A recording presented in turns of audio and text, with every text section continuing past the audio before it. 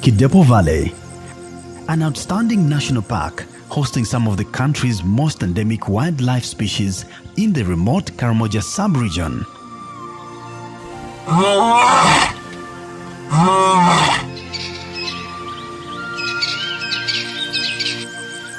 A habitat to the African big game flightless birds and fastest land mammal, the cheetah. Its lifeline lies at the mercy of two dry rivers gliding through the savanna.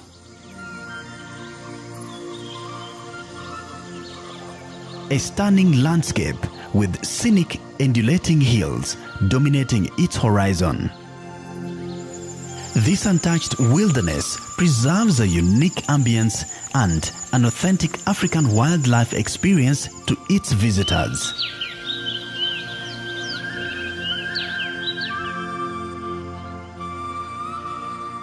This is Kidepo Valley National Park, Uganda's depiction of a true African wilderness.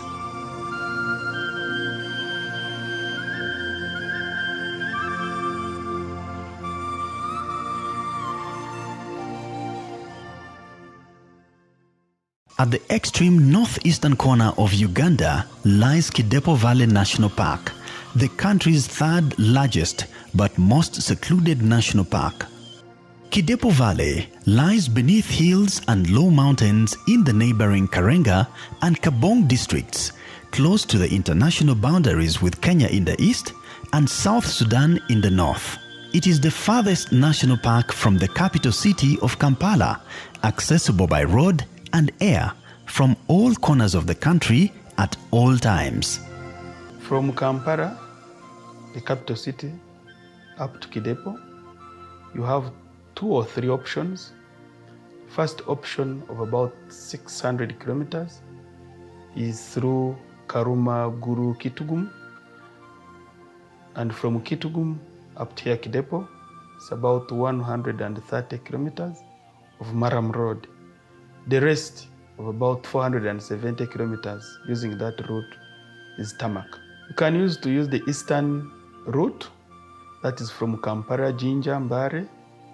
Then you pass through Nakapiripiriti, Moroto, that is Pianope direction. Then Kotido, Kabong, and we come to Kidepo. Most other tourists prefer to fly to Kidepo. So we have an airstrip at Apoka, and we have regular flights. I think around Tuesday and Fridays, you can fly in Kidepo, and it has helped a number of them.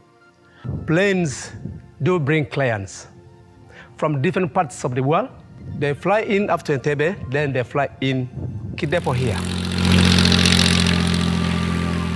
By 1958, it was gazetted as a Northern Karamoja controlled hunting area, and in 1962, it was converted into a national park, protecting the African Big Five game that existed during that time.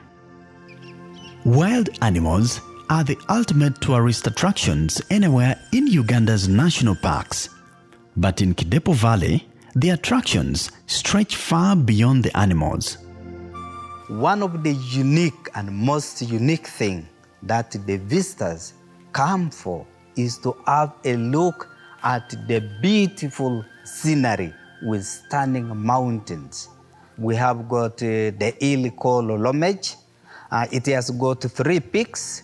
When someone climbs over there, he is able to have a look at the scenery from one peak to the other. Then we have got the Napore Ranges. They also contribute to the beauty of the park. Morungore Mountain is one of our biggest water sources that support the conservation area, particularly the Kidepo Valley part.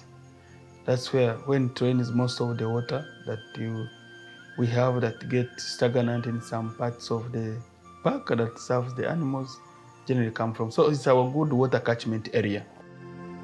This valley is a fortress of the biggest population of African Cape buffaloes in all Uganda's national parks. It's only here in Kidepo where you'll find a herd of buffalo, which is in 2,000, 1,500, where you can drive a kilometer along the herd. And in Africa, you will not find it anywhere else. In fact, many times Kidepo Valley National Park has been voted among the best African parks. These herds are common sightings traversing along riverbanks in search of fresh grass and water in the wet Narus Valley. Dry rivers in Kidepo offer precious shelter to the Daga boys, while the rest of the herds pitch camp under the shadows of sausage trees. The Borassus palm trees, red thorn acacia, and the iconic sausage trees are delicacies for giants and lofty browsers, and common in this valley. During the dry season, large families of elephants gather at Nagusokopire campsite to enjoy some shelter under these acacia trees. It's a scorching afternoon, and these giants are rushing in to identify suitable spots for their members, especially the young ones. The calves will spend much of the afternoon resting, while the rest of the members feed in open grasslands close enough for their maximum protection. This will enable them regain some energy before embarking on longer journeys in search of water. Kidepo is an expansive valley covering 1,442 square kilometers with a quick and unique impression of its wilderness to the visitors. Kidepo is known as the true wilderness place that you can find in Uganda. Pure savanna grassland, pure savanna woodland. The scenery, the hills surrounding Kidepo. Very few roads, public roads. Very few communities that you'll find in the park. Big herds of buffaloes and elephants. The Narus unique valley. The sunset and sunrise, the way it peaks and comes out. Your eyes can see far in horizons without any other physical features interrupting you. So you cannot find those anywhere else. And the very reason they call us that this is the true wilderness. I'm very happy to sit here, and apes are running around everywhere. It's so nice. It's like a dream is coming true, like since I'm a kid. Even we crossed the gate and then there were herds of buffaloes, and it was so overwhelming to see a huge herd just 2 meters next to us. It's just so peaceful. You cannot imagine. We have many cows, not buffaloes, but big herds. But it's not the same because they're all domesticated. So we are not used to seeing wildlife or nature in its purity that you expect from Africa. And yeah, when you see it, it's nothing you can imagine. Kidepo Valley National Park is known for its unique crocodile species. They are very, very short, very small. We have different species of different birds which cannot be got in other parks. They are here. Those are birds which makes Kidepo to be special. For example, black-breasted barbet we have here in Kidepo. We have a rose-ring parakeet which can be got in Kidepo, and Karamaja apalis, and so forth. Also on the side of animals, it's a bit unique. We have the white-eared kob here in Kidepo, which will not be found in other parks. Early morning nature walks offer tourists with a wide range of animal species gathered along the tracks before meandering into the scrubs. This is a place where we conduct a guided nature walk. And besides enjoying the animals in this area, you will also enjoy the beautiful scenery with the stunning mountains, as you can see over there. And of course, in Uganda, this is one of the parks that you can really enjoy the real nature. When you are out like here, it is you alone and nature. No vehicle, no noise. So you have chances of seeing small mammals, even seeing a snake. even seeing a leopard that otherwise would be hidden. So we believe the nature walks are aimed at increasing those chances, and largely like birding is done through that arrangement. We walk in the wild with them amid these animals to see or have that experience of walking in between the wild animals. To maintain the status of a true wilderness, limited tracks were opened for game drives, but still offering stunning views of wild beauty well worth discovering. We take people out here in the wild to see the key species and even to enjoy the scenery of the park. Everything was so nice, the amount of animals we saw. Also the way they watch out for each other. That was even the buffaloes and the zebras. The zebras, I also like them. So many different animals stay in different groups, but they all together. They don't fight. They just grazing and chilling and walking around. It was really mind blowing. The first time we see. Kidepo Valley National Park is dissected by several dry rivers in both Kidepo and Narus valleys. The Narus Valley in the south is about a quarter of the park, despite hosting the majority of wild animals in Kidepo. Most of the water dependents prefer being in Narus, although they visit Kidepo Valley during a rainy season. That's the time when water availability is. The dry spell takes about 5 to 5.5 months, and you find that the whole area, the whole grass has changed from green to golden. And of course, animals during this time move closer to water points, and the most renowned one is Narus. Narus is blessed with having water from January to January. You've just been crossing a bridge down here. That small water you see flowing, I call water in 10 points. This water does not dry, so it holds the biggest number of animals. You find elephants, find giraffes, you find buffaloes, zebras. You can also find cats laying ambushes at the water point because they know that is the only water point where the animals can come and take water from. The valley is home to Narus River, the park's lifeline and the only permanent water source throughout the year. Rothschild giraffes are the tallest mammals in this valley and one of the key species under 24-hour surveillance. By 1996, giraffes in Kidepo were on the brink of extinction due to poaching and other illegal wildlife activities, and this called for immediate intervention from the wildlife body. After realizing that decline, we now embarked on translocation. That in 1996, there were 3 giraffes that remained here, and these were for indigenous group. So what management did was to move and translocate a few from Kenya, from the Masai Mara, and they were brought.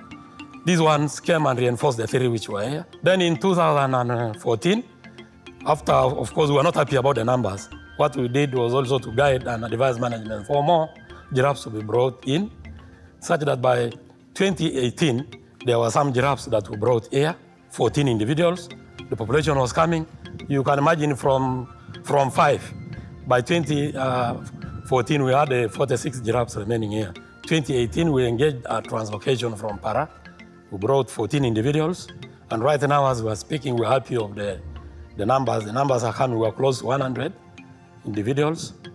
And these giraffes are now under key species. They call them keystone species. We monitor them on a daily basis. We have labeled them with the names. We have a file of IDs. When you're moving in the field, you're able to then identify and say, this is so-and-so, this is so-and-so. Their growth has been attributed to the quick adaptation to the varied savanna vegetation coupled with abundant acacia and thorny shrubs found in the valley. A number of conservation activities have been conducted inside the park to ensure safety of the animals and the continuity of its flora and fauna. We do early burning in the park, and this early burning is done in rotational process. There are established plots along the blocks that we do rotationally. The purpose of doing this early banning is to provide large quarters to the animals, open up habitats, for example, for tourists to have clear views. So, and then the other one is to reduce their movement outside the park. Then number two is habitats monitoring. Already we have a threat in Kidepo called invasive. This activity is under research and monitoring. We discovered about 10 years ago that the park was being eaten by two plants. That is the Arizonia abyssinica in Narus. Then we have the dichrostatics in Kidepo Valley. These activities have also aided the revival of eland figures, which had declined by 2004, still by poaching. At one point, we remained with like 8. We kept on studying their movement, their population increase, and we were finding that the recruitment was also not doing very well. So we also embarked on translocation, and we brought 11 elands from Lake Mburu in 2005. They were in an enclosure. The purpose of putting them in the enclosure was to monitor, to get them acclimatized to the Kidepo habitats and the situation. So after a few period of time, they were released to the wild, and all these went and mixed with the indigenous. And as we're talking now, we have got about 150 to 200 elands soaring here in the park. Most of the habitats is in Narus Valley. Jackson's heartbeats are common species in this valley, preferably in open grassland, short enough to scan for any threat. This group spends much of the day grazing, while the rest are on guard on these anthill tops. This is common practice in the Jackson heartbeat's DNA, and any threat is enough to entice their running skills, braking and turning at sharp speed. But today, they are only exercising. The paters are the common monkeys at the lower Apoka Drive, normally feeding on plentiful ground fruits and stems. When food is scarce, spiders are added onto their menu, and to get one, this youngster has to bear the discomfort of sharp thorny acacias. Birders often patrol the fringes of Narus Valley looking for the Abyssinian roller, purple heron, Abyssinian ground hornbill, and the Clapperton's francolin, unique birds in this national park. Some mammals have created an intimate leverage with the birds, scratching each other's backs and sometimes seeking guidance and safety directions to the nearest water point during the dry season.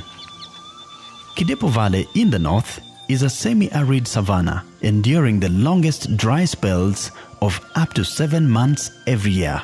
Evident golden grass signifies its blistering conditions that push water-dependent animals south to the Narus. The park derives its name from River Kidepo, a dry river in the area meandering across plains framed by low mountains.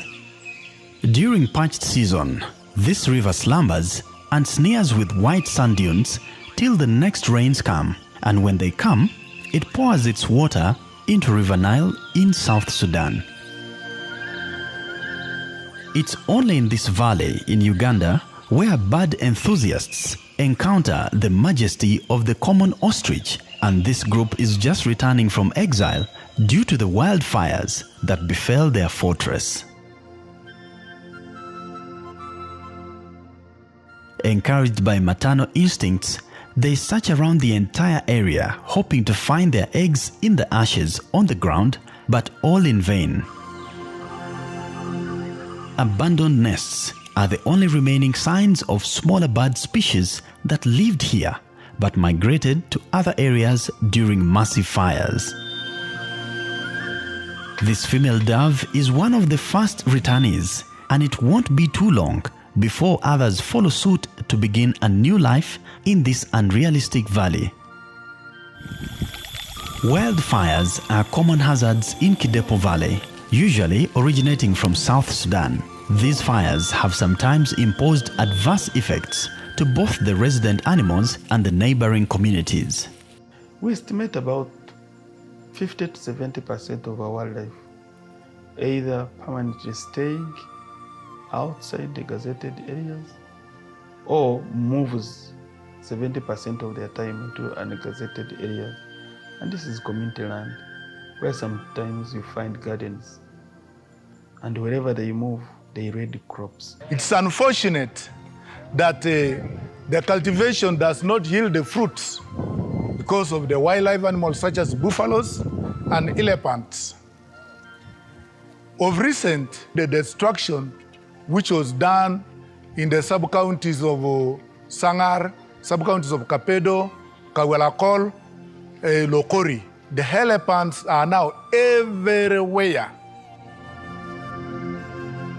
Key wildlife species have been exposed to illegal wildlife activities, including poaching. We have two forms of poaching.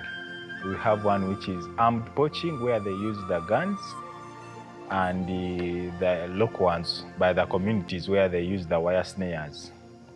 And basically the one which is armed, it happens on the border. May to be aware of the South Sudanese civil war. We think it left behind a number of armed groups, and from South Sudan, we get a number of armed poaching. And when it's a dry season, across the boundary neighboring now communities in Kidepo is where we get the forms of wire snares, where the community set wire snares and wheat traps. Unfortunately, sometimes those traps, the wheel traps, the snares, end up getting some of the species that may not be target poachers, like lions, leopards, or hyenas. Several mechanisms have, however, been devised to control the situation. We do send out teams called mobile teams.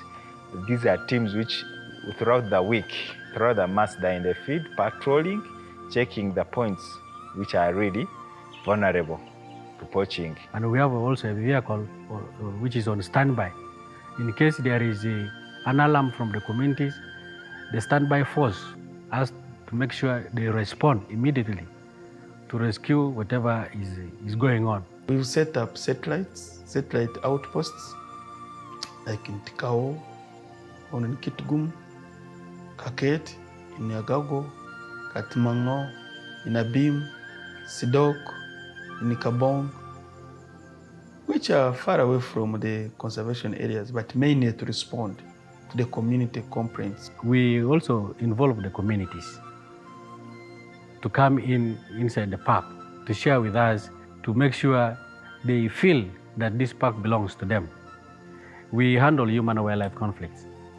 Human-wildlife conflict is one of the activities that when these animals stray out from the park, they go and do a lot of damage in the community land by crop raids. Everything is being done to support other initiatives to ensure that we reduce human-wildlife conflict, like recruitment of scouts.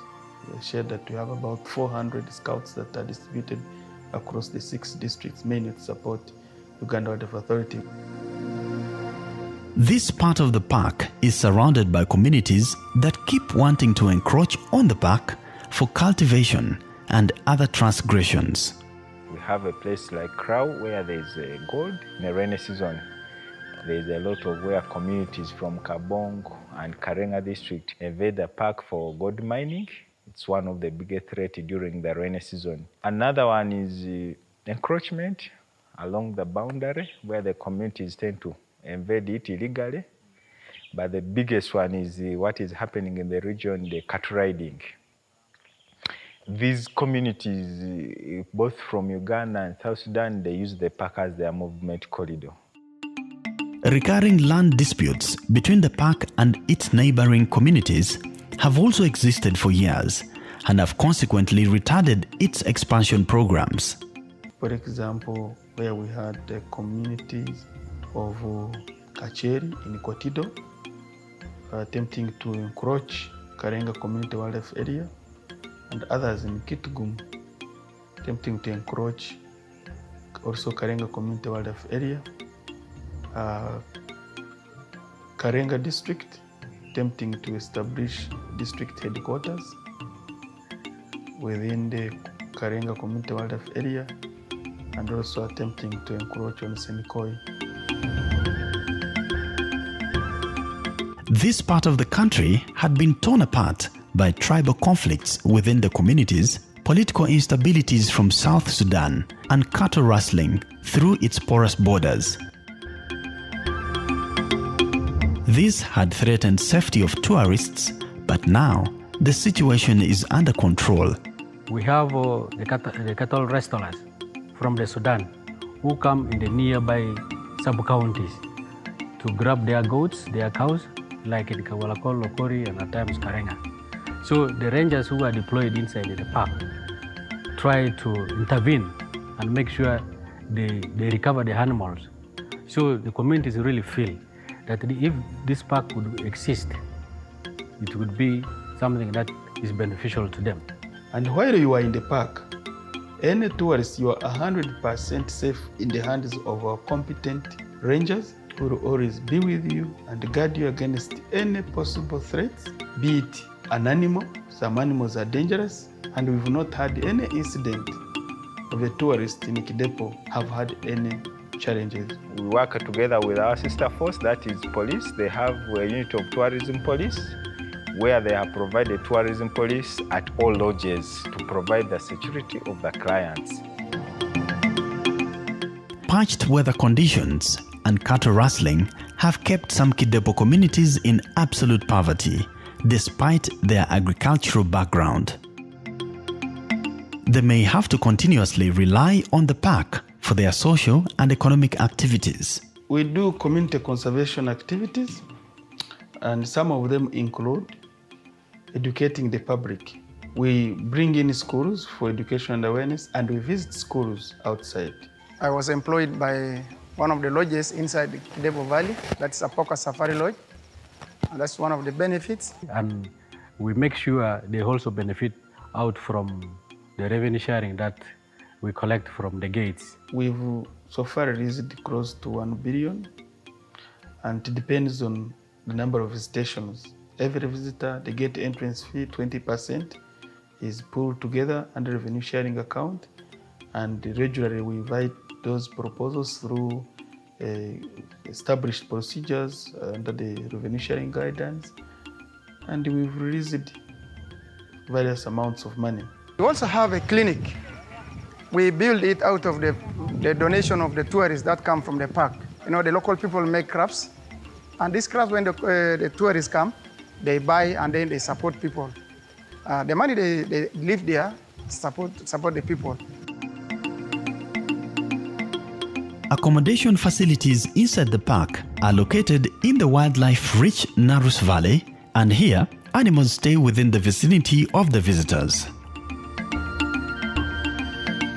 Most incoming vehicles are subjected to security checks by this troop, while others find precious time for grooming under the shadows of the bandas. A number of eco-friendly, high-end facilities have been erected along forested hilltops overlooking the expansive plains down in the valley. We have our Apoka hostel, which can take up about 60 tourists per day. And the prices are generally friendly, be it for accommodation, be it at the restaurant. And this in the middle of the national park, where you enjoy a lot before even you reach it. Just within the park, again, we have our Apoka Lodge, famous for a long time to host high-end tourists. We have other lodges coming up within the park. For example, we have Lonomoy, to be having capacity of about 10, and also high-end. We've had a number of business entrepreneurs who have chosen to put up lodges outside the national park, but close to the park. So we think any other tourist out there still has an opportunity to have a bed. Visitors are also treated to the unique Karamojong culture, including their dances, costumes, and traditional housing units known as the Manyata. Have very, very unique culture, the Kajongs. They rear livestock, and some do crop farming. But the Karamoja culture is unique for Kidepo. You will not find any other Karamoja culture in other land. And we think we are proud to be associated with that kind of culture of resilience, of hardened people who are able to challenge every other situation that comes their way. The resilience and fearless character of Kidepo has maintained its glory, and now it's on course to recovery path to reclaim its ideal status of being home to African Big Five game, a position it once held in 1970s when the area had rhinos. As a first line of defense, it has strongly shielded its neighbors from the external attacks, civil and tribal conflicts in the north, a leverage being carried on for generations to come. With this sanity, accessibility remains the ultimate achievement to increase the number of visitors to Kidepo Valley National Park, Uganda's true African wilderness.